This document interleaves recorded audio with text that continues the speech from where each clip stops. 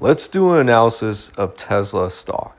In the last few days, I've been commenting a lot on the S&P 500 and the Nasdaq and its negative performance, at least in the start of August. We know that August has negative seasonality.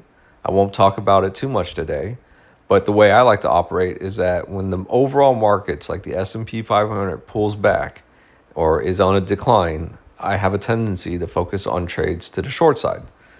But as of today, August 6th, Wednesday, the markets have showed a little bit of strength and the S&P 500 was able to reclaim the 20-day moving average.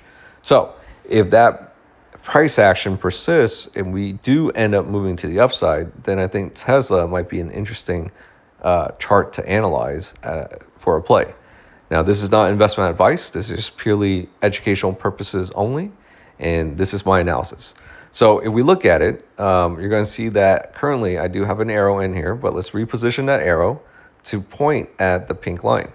And it's very interesting, this pink line right here. If we zoom in a little bit, I know it's hard to see. There's a lot of lines going on, but the pink line represents the 200-day moving average, which is the moving average that most institutions play off of.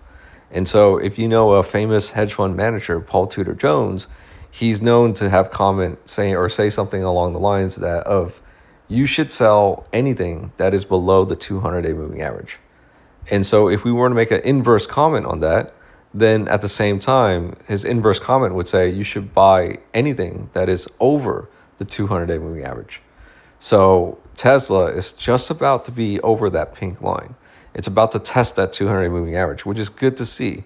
I know it's been choppy around the 200-day moving average. You can see a lot of chop in the last 3 months right here, back in May. So a little bit difficult, but that's one area to look at.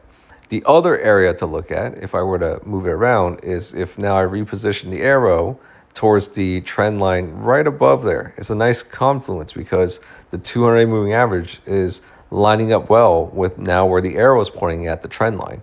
And that trend line, right, diagonal trend line, has been in play all the way back until December. You can see over here. Back in December, so I know it's hard to see, but back all the way here and all the way now until August. So if we could get over that line, that's progression from a price action perspective. And then after that, after the line where the arrow is pointing at, the next one would be the green line, which is where the $400, the psychological whole dollar, is keeping the stock low. So these are goals that I would like to see in terms of price action for it to play out.